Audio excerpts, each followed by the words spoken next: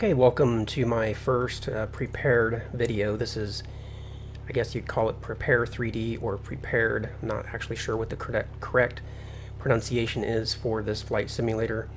This is version 2. It just came out recently. I'm just going to go ahead and take off here, get into the air, and then we'll kind of talk a little bit as we go. So I think I've got everything pretty well set up. I've got the flaps. Actually, I haven't set the flaps yet. So let me set the flaps down one notch. And I've got the airplane trimmed for takeoff. So let's just go ahead and go here. And let me press Shift Z so you can actually keep track of the frame rate if you're interested. I've got a target frame rate set for 30, but I'm only getting about 15-20 frames per second here. So anyway, full throttle. And let's get into this sky, and then we'll talk a little bit about this simulator. Putting in a bit of right input on the yaw so that I can stay more centered on the runway. I think that's pretty good on the velocity. Should be okay to take off. Raise the landing gear. Get up here to a little bit of altitude. Actually, I'm climbing way too steeply. I guess I didn't have my trim set right. So let me take out some of the elevator trim. That feels a little bit better.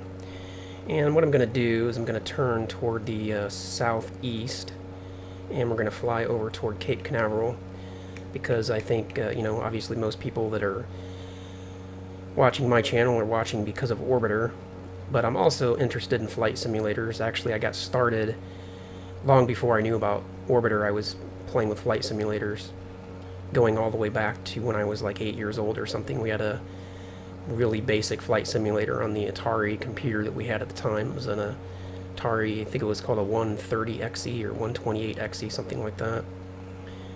And my dad was a pilot, actually, so I've been around planes pretty much all my life. But anyway, this again is a prepared version 2 that just came out not long ago.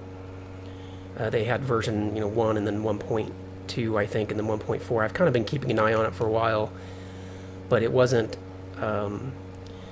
until somewhat recently that they have an academic license, which makes this simulator more approachable to the casual person. The original professional license is $200, but they have the academic license now for just $59, which makes it more along the lines of a normal, purchase point. So I'm just, again, turning mostly to the east here, and we'll keep it in a little bit of south. We're going to fly over to the coast and then fly south to get over to Cape Canaveral. We take out some elevator trim because I don't want to climb really high. We'll be in a foggy mess if we do. But you may, if you don't know the story behind this particular flight simulator, Lockheed Martin purchased the, I guess, intellectual property. I don't really know the whole story behind it, but they purchased the rights to Microsoft Flight Simulator. So as far as I understand it, there never will be another Microsoft Flight Simulator like version 2014 or anything. So the FSX, I guess, is the last one that they're ever going to make. Of course, Microsoft did put out that video game, Microsoft Flight, but anybody that's taken a look at it knows that it's not a serious flight simulator. It's just a toy. It's a video game. It's not a simulator. I do enjoy just plain flying, obviously, instead of just doing space flight all the time. I really do enjoy regular flight simulators as well. It's been quite a while since I've actually spent any significant time with a flight simulator, though, because I've been caught up with Orbiter for the last several years, and combined with the fact that there almost really wasn't a good flight simulator choice for the desktop. I mean, Microsoft Flight Simulator 10 is getting pretty dated at this point. And I personally don't have any investment in Microsoft Flight Simulator. A lot of people have spent hundreds, if not thousands, if not tens of thousands of dollars on, you know, hardware and software, and to make their flight experience better. I've never done anything like that, so I don't really have any investment into that simulator. So I was pretty anxious to see something new. I have played around with X-Plane over the years, but I don't know, for some reason I just never really cared for X-Plane that much. I bought I think 2 different versions of it over the years, and I don't know, something about it just didn't appeal to me. I always ended up back with Microsoft Flight Simulator. Let's take a look at the outside view here. One thing you'll note when I go to the outside view is that the way the craft draws is pretty weird. You don't see anything, and then it like draws the instruments, and then it draws the cockpit, and then it draws the exterior. I don't really know why that is, but that's just the way it is. So let's take a look outside. And of course, since I said that, it didn't do it this time. But what I've seen consistently, whenever I go to the outside view, you see this sort of, you know, you don't see the exterior of the craft, you just see sort of the cockpit view, and then the exterior sort of draws itself in slowly. Guess I still got the flaps down, I didn't realize that. So let's jump back inside. And let's go ahead and raise those flaps so that we're not just wasting aerodynamic drag. And I think it's, yeah, that one lifts the flaps. And I accidentally bumped the throttle when I did that, so I'm going to have to trim everything back out. I don't have IR tracking or anything like that, so I have to use just the hat switch to pan around inside the virtual cockpit. And I actually have the main cockpit displayed on my second monitor, which doesn't show up in the video playback, but the instrument panel I have up top on the second monitor. And I'm just having to retrim everything back out here, so just bear with me. Get straight and level flight. Of course I can turn on the autopilot, but I kind of tend to just like to fly. So we're flying over top of some airport here. In my opinion, the default scenery is quite a bit better than it is for Flight Simulator 10, you know, FSX. Guess I should just say FSX.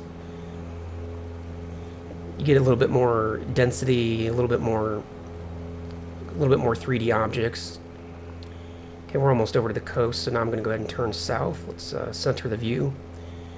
Let's roll the plane and pull back to keep our cells from diving into the ground. And let's bank a little bit more aggressively than that. I do like this airplane. I've been kind of trying to find one that I like here in the default, because Prepar3D, and by the way, if somebody knows how to pronounce this program, let me know. I have no idea what the correct pronunciation is. It's like it's spelled prepared, but they replaced the E with a 3. But anyway, I do like this airplane. What I was going to say was that this simulator doesn't come with the Cessnas, unfortunately. And I say unfortunately because I like to fly in MSFSX or all previous flight simulators. I always kind of tended to lean toward the Cessnas, but specifically the Caravan, it was always my favorite to fly. So since this one doesn't come with any Cessna crafts, I had to find another craft that I like. And I think I really like this one. It's got a modern, kind of a sophisticated, you know, glass cockpit like you'd find in an airliner or a Boeing, or not a Boeing rather, but a Learjet. And I tend to prefer that over the old school, you know, analog gauges. And as much as I like flying with a bit of weather, I think I'll go ahead and clear the weather conditions for now, just so we can see a little bit better. Let me go to world weather. And let's clear the skies.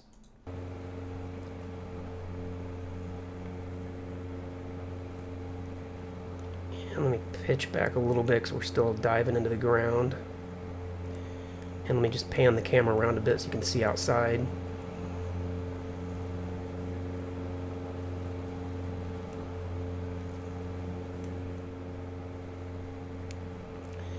And we've got pretty well established straight and level flight here, heading toward Cape Canaveral. So let's pan down, let's look at the craft, the aircraft, the virtual cockpit, see what we have available to us. Obviously, you know, we've got the main instrument panel here, which is kind of like Surface MFD in Orbiter. And then over here we've got our GPS. But again, I've got these two displays up on my second monitor because it doesn't appear that you can interact with them very well from the virtual cockpit. Some of the buttons work, some don't. And what I can also do is, I think it's Shift F4. Maybe it's F5. No, that's not it. Oh, there it is, Shift 4 rather. That actually put that on the wrong monitor though, so let me... Okay, there we go, got it on the correct monitor now. This is how I can control the autopilot settings. So let's go ahead and set that up just to see what that's like. So you can see here I'm climbing at 200, not meters, but I guess that's probably feet. So what I'll do is I'll set the altitude hold, and then I'll set my altitude to what I want. So let me pan down here a bit, and currently the altitude's at 0, so actually I need to obviously increase that. And this is what I'm talking about. I can't click here. You know, it's not affecting the altitude. You can see here it's still set to 0. So I'm actually going to go up to my second monitor and adjust the altitude. And now you can see it down here, it's increasing. We need to have an altitude of a couple thousand feet at least, so we don't crash. And let me throttle back a little bit so we don't overstress the aircraft. So I've got the altitude hold on. So now the airplane will keep track of the altitude on its own. I don't have to keep adjusting. And if I want, I can set the heading as well. Currently we've got a heading of 155, and it's set at, let me see, what is the autopilot set at? Okay, the autopilot's set at 0, so if I swing this around, I can set our heading at 155, you can see there, and now I can engage the heading hold as well, and now I'll fly at this heading without having to adjust. You know, I don't have to bank the aircraft left or right. So now let's go ahead and increase our airspeed. And as I do that, since I've got the altitude hold on, the autopilot will automatically trim the aircraft to keep us at 2,000 feet. But this will let us get down to Kennedy Space Center a little faster. And if we look on the GPS over here on the bottom right, you can see our current position here, and we're flying down the coast. I'm not actually sure how far away the Kennedy Space Center is because I don't have it set on the GPS as our target destination. I'm going to go ahead and move this to the other window just so it's not blocking the view.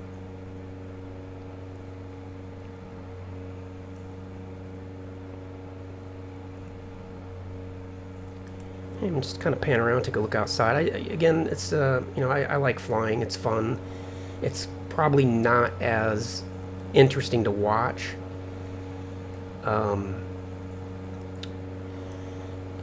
You know, there's just not quite as much going on. Not a whole lot that I can explain. You know, especially like right now, we're straight and level flight, and we're just cruising along the coast here.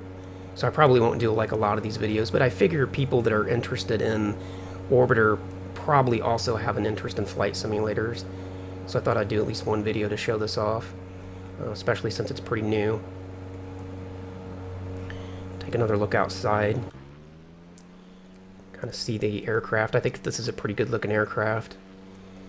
There are 4 or 5 different paint schemes for this particular one. I don't really care about paint schemes because I never really look at the outside view when I'm flying. Then I'll Shift S to jump back inside.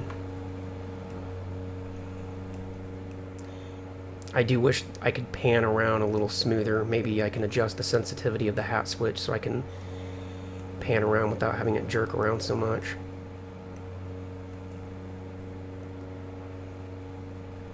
Not actually sure what the I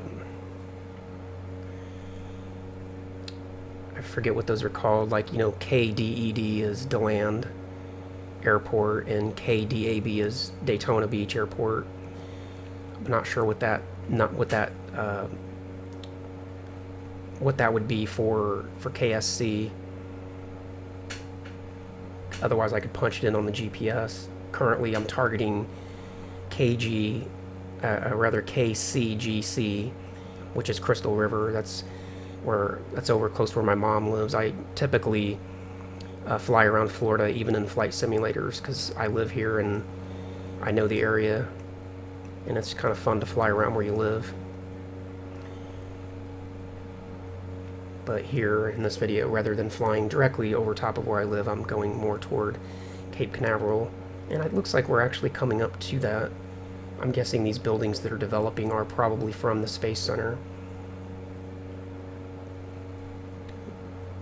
But I don't know how far away it is because I don't have it targeted on the GPS. I don't know if there's a way to search using the GPS. See if I can figure that out. I know this GPS is a little bit different than the one that I'm used to, so I'm going to have to learn this one. But if you press this D for direct, and you get that direct to, which you can see it there. It even shows up on this display. Now, let me see here. Yeah, I'm not really sure how to just put in a name. Let me clear that. I don't know. I'll have to play with it some more. I'm not real familiar with the way this GPS works. But yeah, actually it looks like we are at the Space Coast for sure, because this is one of the launch pads, I can tell. So let's get down a little bit lower. Go ahead and adjust the altitude down to 1500. Let's actually go a little bit lower than that even. Let's get a nice close pass, just 900 feet or so. 800, there we go. And you can see that there. I don't know how well that shows up in the video playback. I can't even see it very well on my end. But on the alternate monitor, I can see it. So let me slow the craft down. Let's slow things way down. Let's even drop the flaps a little bit to slow things down faster. And you can see the launch pad there.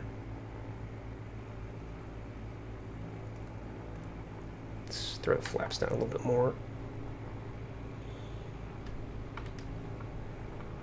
Of course, in real life, if you did this, you would probably get shot down by a military fighter jet.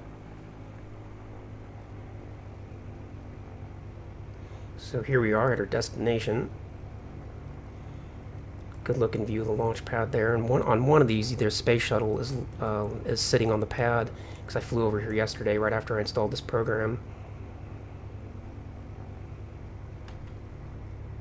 Slow down a little bit more. I'm not sure what the stall speed of this aircraft is, but I think as long as I keep it around 100 knots, we'll be fine. Yeah, this one here coming up, you can see when we get closer, you'll be able to see the space shuttle sitting on the launch pad. Let me turn off the heading hold so that I can steer.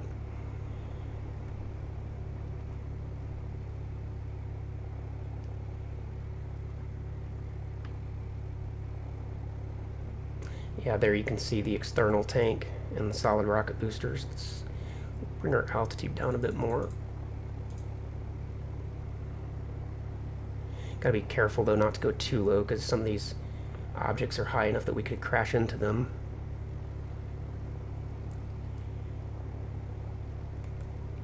There's a look at the space shuttle.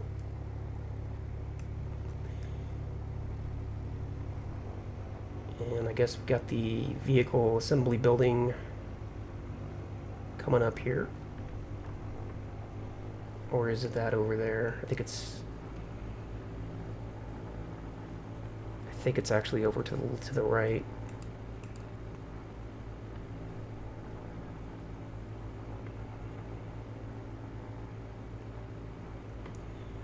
let's fly between these buildings, and then maybe actually we'll even try to land.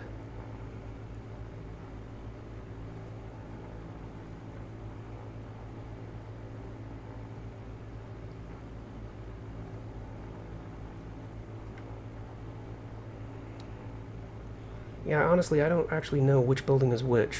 I don't know if that's the vehicle assembly building or if it's that one over there.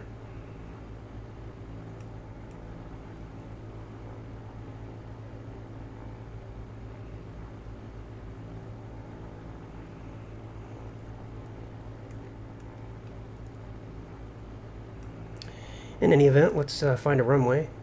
We know that there is one somewhere over here in front of us, and then there's 33 and 15 over to our right.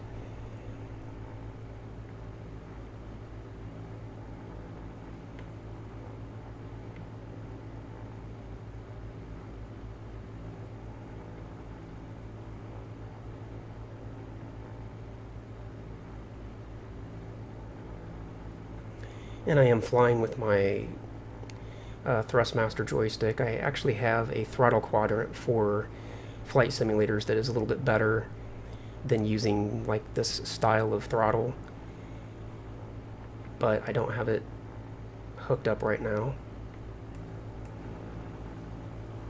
Really, if you want to do a lot of flight simming, you really almost pretty much need a dedicated computer just for flight simming, so you can have your stuff plugged in and leave it set up all the time. But for most of us, that's not too practical to have one computer just for a flight sim, and then another computer for our daily activities, and then another computer for orbiter, and so on. It's just too expensive. So I'm not 100% certain where that runway's at. Actually, let me look at the GPS. Okay, we're flying straight toward it. That's going to be 1533 there, and then that's the shorter one, which will be fine for this aircraft. So let's actually bank out a bit this way, because if we're going to land, we need to be in front of the runway. Actually, you know what? Let's go for 15 and 33, just because we're going to have a better... We're going to be lined up with that a little bit better if I turn completely around. And that might be more interesting anyway, because that's the runway that you'd land on all the time for, you know, coming back from space. So we're just doing a turn here. And you can see the GPS on the lower right where we're headed.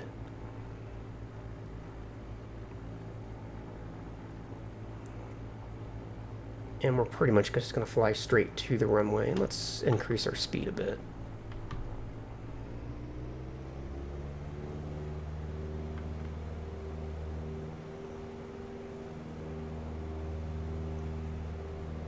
Okay, now we pretty much are headed straight toward that runway. Let's go back to level flight.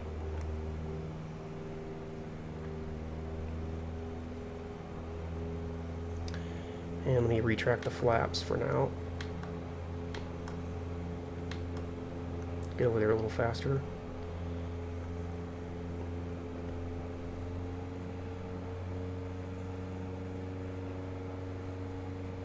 Can't really see the, well, I can't see the runway at all. It's not a matter of can't really see it. I don't see it at all at the moment. But it's a good long runway. We could pretty much land in the last quarter or even less than that.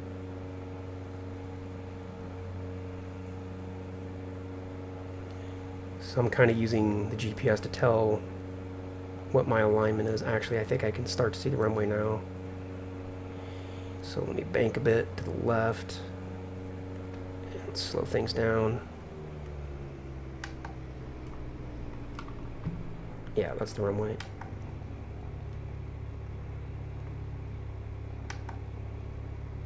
Let's throw out the landing gear.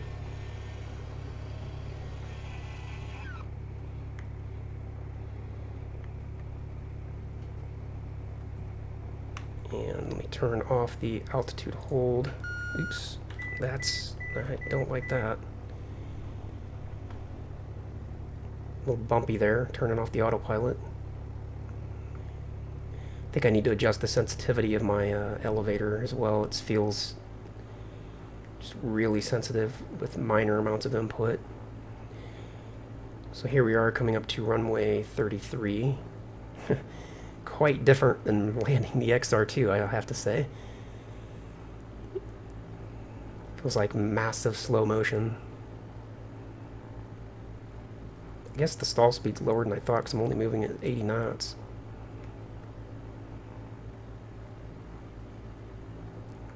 Okay, let's get lined up. Wow, this runway is nice and wide. A lot of the smaller runways I land at, you know, at Daytona and DeLand and Orlando, they're not nearly this wide. So we're kind of at an angle. Let's see if we can put in some.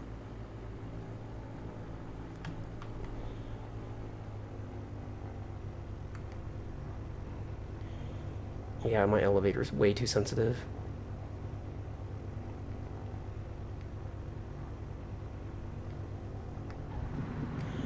Alright, well, we're down.